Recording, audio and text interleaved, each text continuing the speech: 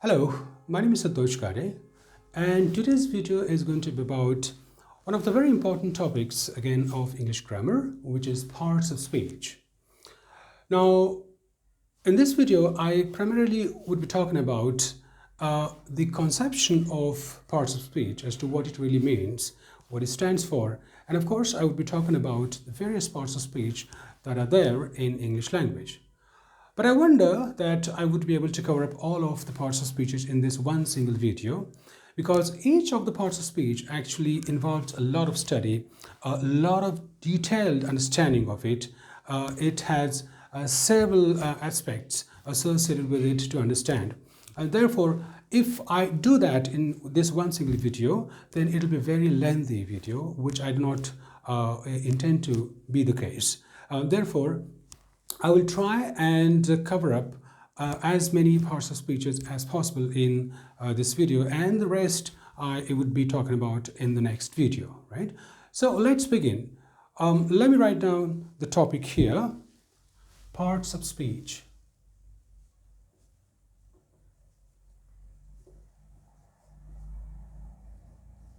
Parts of speech. Now, before we really get into the various parts of speech which are there in English language, let's try and understand very briefly as to what this conception is really all about, as to what is the really, what really this conception really stands for. Parts of speech, it's quite self-explanatory that it is talking about parts, various parts of which of speech is formed, right? Take an example of any example of day-to-day life. For instance, take an example of a wristwatch, right? It's a very simple object. I mean, if everybody uses that, right? Wristwatch is a one product. It's one single thing, but that particular product, that particular thing is made of different parts, right? It has different parts. For instance, it has hands, it has a dialer, it has a belt, it has its machine. So, I mean, various parts. And when all these parts are put together, when they're assembled together properly, systematically, that is when we get a final fine product called a wristwatch, right? If we do not place the products, if we do not place those different parts of a wristwatch properly, obviously we will not be able to get the wristwatch as we get it, finally, right? So it is important that all these parts are put together properly so that a final product comes the way it is expected. Now, same thing happens with language also. It's quite explanatory that, look at here, the very term speech meaning the utterances, the coherent, the meaningful utterances, linguistic utterances that we make, right? Be the speech, be it verbal or written, be it verbal or written, it has different parts, right? Every speech has different parts. When these different parts are put together properly, systematically, when they're assembled properly in a systematic order, that is when we get a coherent, comprehensible, and understandable speech, right? This is what the conception of parts of speech is really all about, right? So parts of speech, quite self-explanatory, that different parts of which a speech is made. That's as simple as that, right? Now let's begin talking about various parts of speech that we have in English language. Right? Now I should make point here to begin with first that many a times it is said that English language has 8 parts of speech. English language has 8 parts of. That's what people say generally. In academics also, of course. I mean, but that's not quite true. English language does not have 8, but 9 parts of speech. English language has 9 parts of speech. But traditionally, many a times people discuss only 8 parts of speech. So which is that 9 parts of speech is what I would also be talking about, probably, if not in this video, but obviously in the next video in which I will be continuing. Those videos will be continuation of this particular video because this is the first video in which I'll be talking about few of the parts of speeches, and the rest would be continued in the next videos, and towards the end of which I'll be talking about the 9th parts of speech as well. So let's first of all list the 8 parts of speech which generally students talk about. So first we have noun. Well, there is no systematic chronology, there is no hierarchy as such, right? That a noun should come first or a pronoun should come first, verb should come first. It's not, there is no systematic or fixed order as such. We could list them the way we want, right? So I usually begin with noun. That's why first noun. Then we have pronoun, then verb, then adverb, fifth is adjective, sixth is preposition, seventh conjunction, and the eighth one interjection, right? And the ninth one, I will write a question mark here, right? Because that's also very important to understand.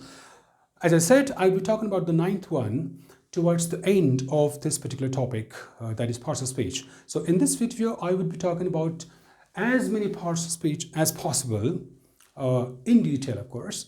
And the ninth one I'll be talking about towards the end, right? Let's begin. So these are the 8 parts of speech that usually are taught, which are taught to the students in academic atmosphere, right? So let us begin with the first one, noun. All right. Noun. So of course we want to understand what is noun, right? We basically want to know what is the definition of noun. How do we define noun? Now, when it comes to the definition of noun, many a times I've observed that students tend to say, and even quite a few of the academicians as well, tend to say that noun is a name of a person, a place, or a thing, or an object. What they say is that noun is a name of a person or a place or a thing or an object. That's what they say. But this definition of noun is incomplete and therefore it is incorrect. Now how that is so, I will explain. Let's write down the definition first. So they say that noun is a name of a person, place, or a thing or an object, right? That's what they say. But this definition is, as I said, incomplete and therefore it's actually incorrect. Now how it is incorrect? Let's look at it. Now for instance, if I say person, so of course the name of person, let's take an example. Let's take my name for that matter. So if I say Santosh, right? Santosh.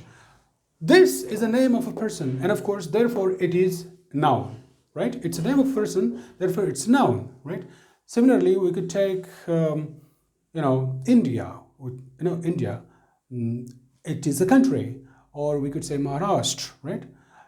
Take any example of noun. It is a name and therefore it's a noun, definitely, right? So this is correct.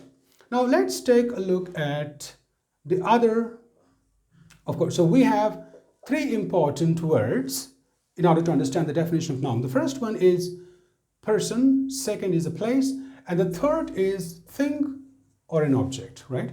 So the first person is qualified, of course, so it qualifies. Now let's look at the second one, the place. Now if we say, for instance, India, I just said India, which is a country, right? So if we say India, then of course India adds an example of noun also correct, right? So this is correct. Now let's take an example of the third word that we have in the definition, which is thing or an object. So take an example of anything for that matter. Now this is a marker pen, right? So if I simply say pen, right? So it is also an example of noun, and it's a correct example of noun, right? So, person, name of a person or a place or a thing is a noun. Now, till now, this is correct, right? But there are various other nouns, right, which do not fit into any of these three, right? I will take one example. Let's take one example to understand, and then we will then it will be clear that this definition is actually incorrect, right? So what is that example? For instance, this is let's write down here happiness. Happiness. Happiness is a noun, right? I'm sure some of you I hope you know that, right? Happiness is a noun, right? Now, let's try and understand if this definition qualifies in terms of its completeness and correctness, whether it incorporates this particular noun also or not, right? Let's understand that. So, is happiness a person? Of course, no. The answer is no, right? Is happiness a place? The answer is no, right? Is happiness a thing or an object? The answer is no. Now, when we say thing or an object, I basically mean to say a thing which has a solid thing, which has the physical properties associated with that. It has, a shape of its own. It has a color. It has, a weight. It has a weight of its own, right? By that I mean a thing or an object, right? So happiness does not fit into any of these three, right? It is neither a person, it's nor a place, and it's certainly not an object or a thing. And therefore, this particular definition of noun is incorrect. Therefore, it's incorrect, right? So then we need to understand another way, or we need to define noun quite differently and more comprehensively and correctly, of course, right? So how do we do that? So it's a very simple way to define noun. Noun is defined in a very simple way that noun is a naming word. That's a very simple and correct definition of noun. Noun is a naming word. Well, many times people also say that, well, if this definition is incomplete, let's add idea to it. Sorry, I wrote India, my mistake. My apologies. Idea, right? So the fourth word. Even if we say that a noun is a name of a person, place, thing, or an object, or an idea, right? Even then, it is incorrect, right? Why?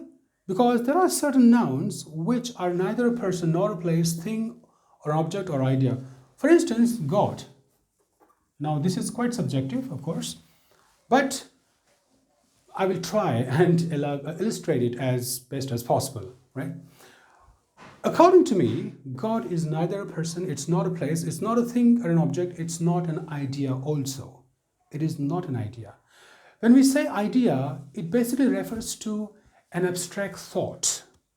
When we say an idea is essentially, inevitably an abstract thought. Whereas God, in my understanding, it's my personal understanding or my personal belief and even experience, in fact, that God is not an idea. It's a very substantial, solid experience.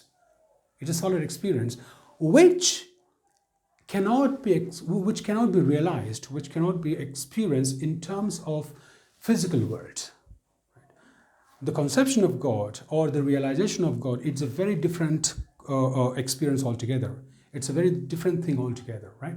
It can be done, or it happens really, only in the company of what we call guru, a real guru, right? Well, that's a different topic. That's a different subject altogether, okay? It's not my intention to talk about that.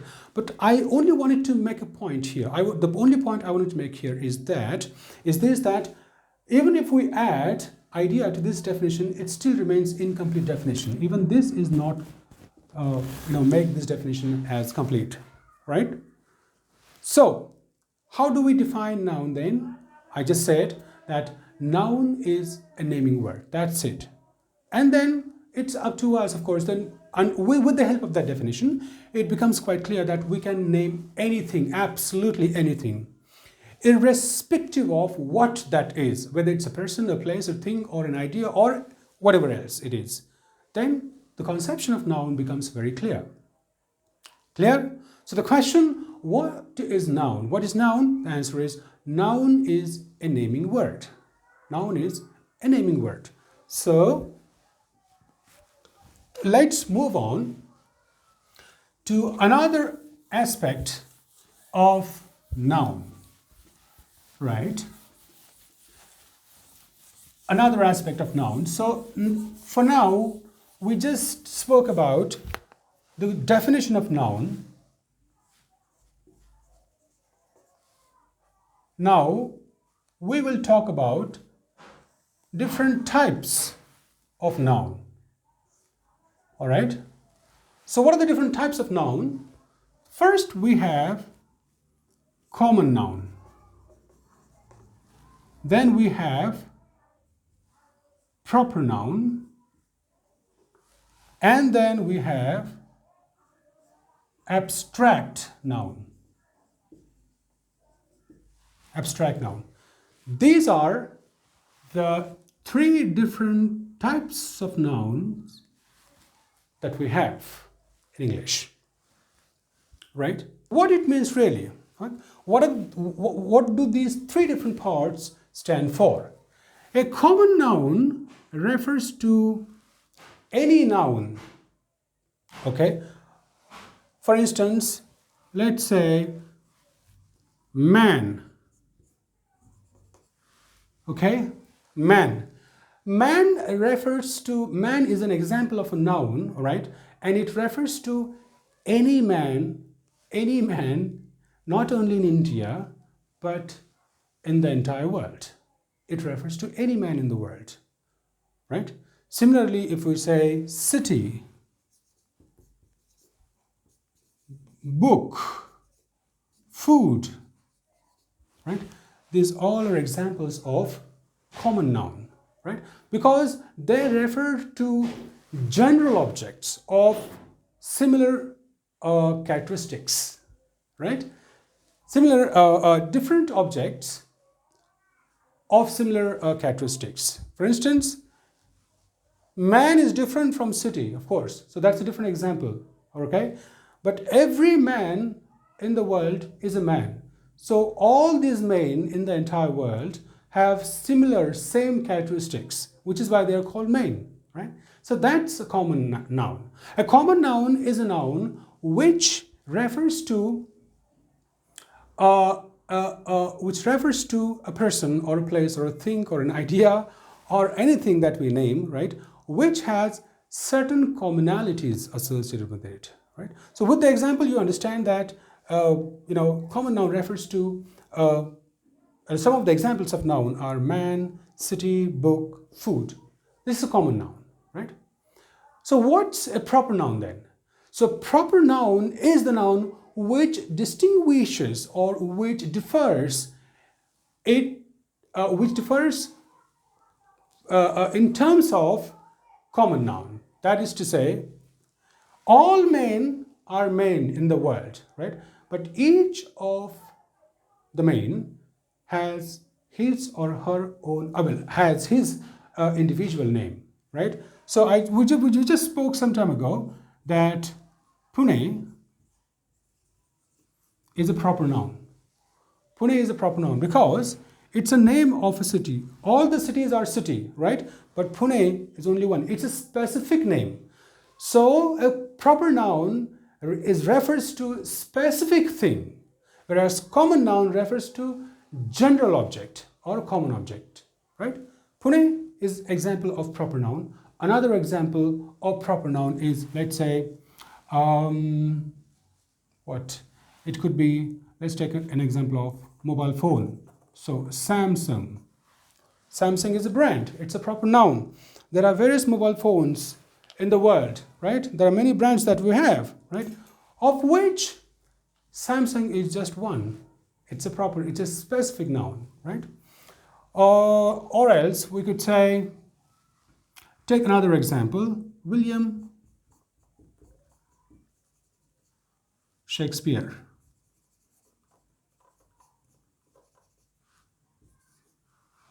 William Shakespeare is also a proper noun, right?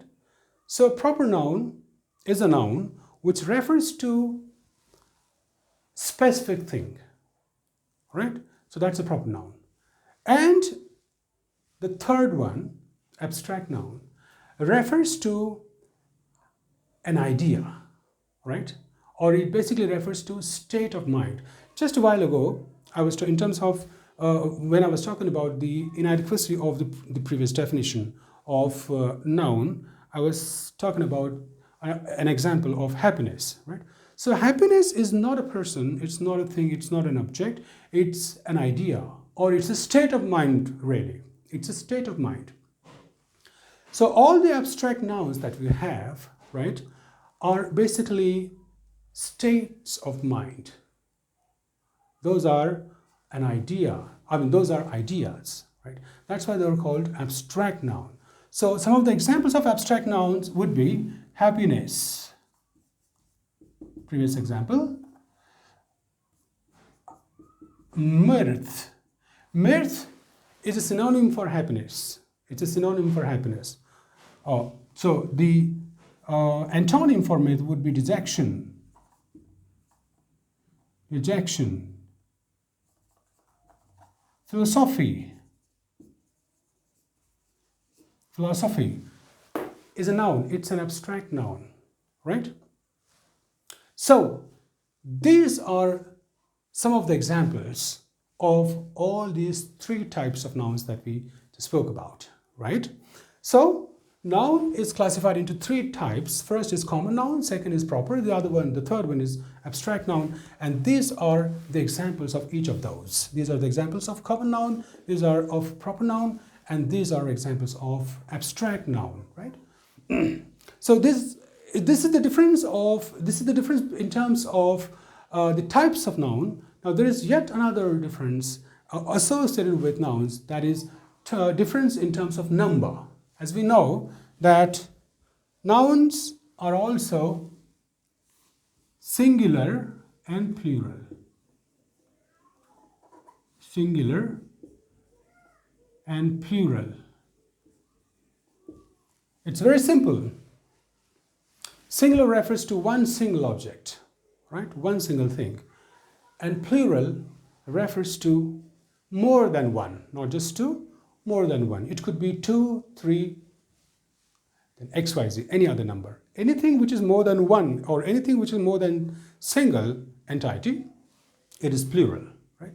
So for instance, in terms of, and take an example of man. So man is a singular common noun. So plural of man would be men. M-E-N, men.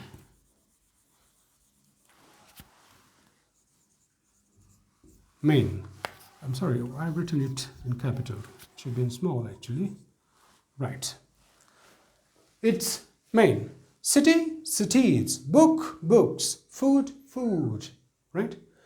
So that's a different. So these are the examples of, these are singular and plural would be what I've written here. Men, then cities. Let's write it here.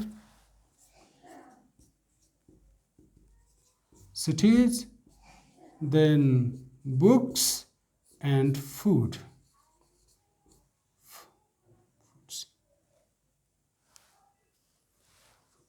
Okay.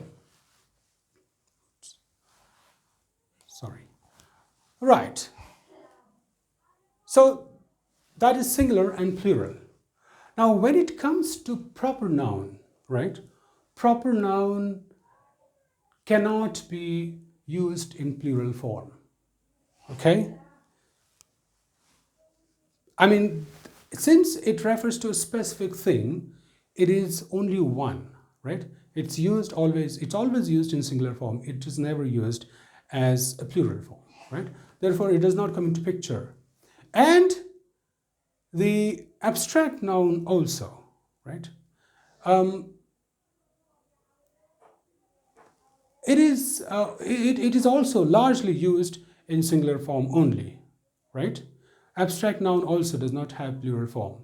So only common nouns could be used, is used rather, in fact, in plural form. Okay? Now, there is yet another important difference that you can keep in mind to understand the common noun and proper noun, right? That proper noun is always written with capital letter. I mean, its first letter would always be capital. Whether, for instance, if we write Samsung, no matter wherever you use the word in sentence, at whichever place you use the word Samsung, it's S, the first letter S would always be in capital, right? That's why it's proper noun, right?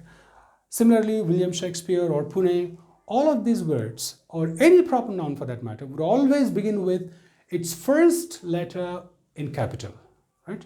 At any position in a sentence. That's important. Now, common noun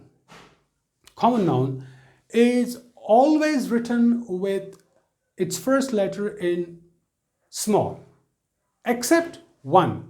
There's only one exception, right? If a common noun begins or it comes at the beginning of a sentence, right? When a common noun comes at the beginning of the sentence, it's only then the first letter is written in capital. Now let's take one example. Where do I write? Okay. All right, I will write here.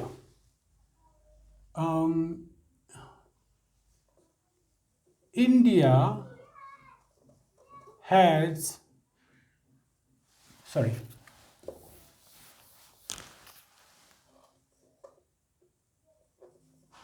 Indian population comprises more of men, right? Indian population comprises more of men. It means the population of India, right, has large number of men, or more number of people in India is men. That's what it means. So women are less, of course, we know that, and men are more. That is a simple explanation of that sentence. So Indian population comprises more of men, right? Now here, the word men is written with M as small because it's a common noun. And since it's a common noun, its first letter begins with small letter. But if the same word, men, if same word comes at the beginning of a sentence, then M will be written as a capital letter. Let's take example. Indian men, where do I write? Okay, I will clear this. I'll write it here. Indian men are, the first word would be men. Men in India,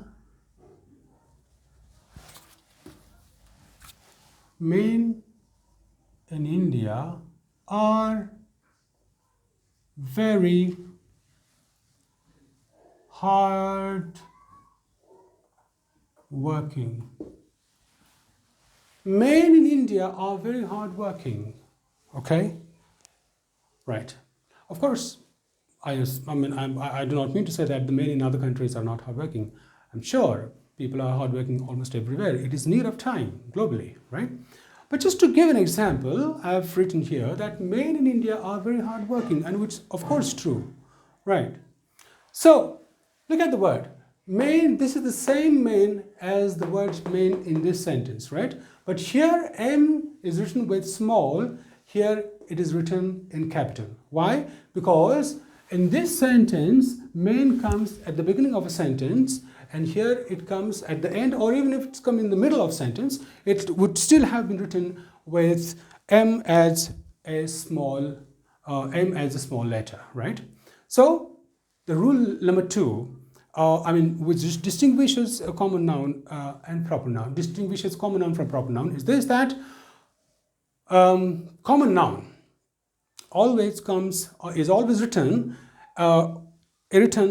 with its first letter in small, except in one case that if it comes at the beginning of a sentence, then the first letter is written in capital, right? So that is the rule. And same is the case with abstract noun also. Abstract nouns are also written with its first letter in small, except when it comes at the beginning of a sentence, right?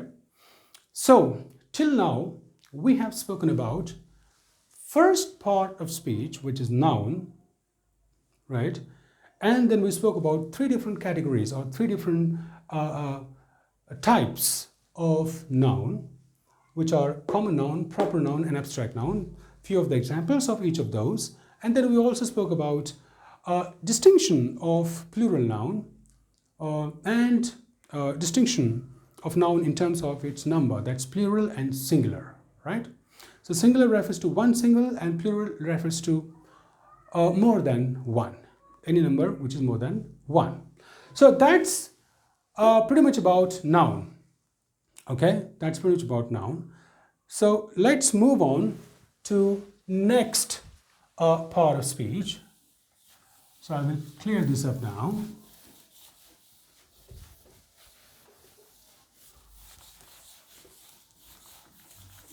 This is very interesting actually, and this video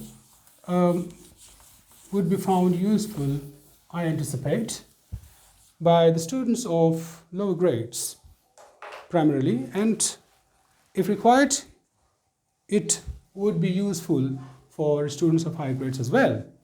But this topic is very fundamental. It's a very basic topic of grammar, but I'm taking that because some of the students require understanding of this topic. That's why I'm taking this. So let's move on to second part of speech, which is pronoun.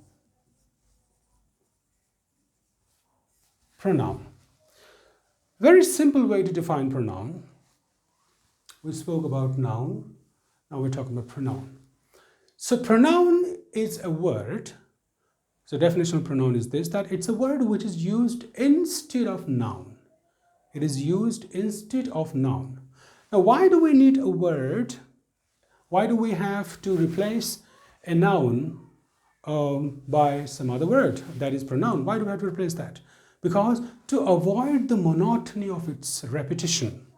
If we repeat a noun again and again and again, it sounds very monotonous. It sounds boring. It sounds quite uninteresting, really. It does not sound, it does not sound good to ears, okay? And therefore, we have, or the linguisticians, the grammarians, have invented a conception of pronoun. A pronoun is a word which is used instead of noun, right? So what are the examples of pronoun? He, she, it, they, us. He, she, it, they, us, I, right? We, you. Okay? These are the examples of pronoun. Okay? So the word which is used instead of noun is a pronoun. So why do we, as I was saying, that we need a pronoun? Because to avoid the repetitive use of noun or proper noun or common, whichever noun it is, to avoid repetitive use of a noun, we have a pronoun. Okay? So if we say, if we're talking about India, let's say India is a very huge country, right? So if we have to write about India, right? If we say India is a very huge country, India is the second largest populous country in the world. India has a cultural diversity. Okay, India has most number of educational institutions in the world. Okay, India has largest number of educational institutions in the world. So if we keep on saying India, India, India at every time, then it sounds quite unpleasant actually. It sounds quite uninteresting. It does not sound good. Sounds rather abnormal actually, right? And therefore we have to use pronoun. So what do we use here for India? We will use it. For India, we use it, or we can also use she. Yes, India, we can also use she. Okay, she. But usually, I mean, in formal writing, we generally say it. Okay, so that is an example of pronoun. So a pronoun does not have a lot of study associated with it, just that you need to understand that it's a word which is used instead of noun to avoid a repetitive use of noun, right? Okay.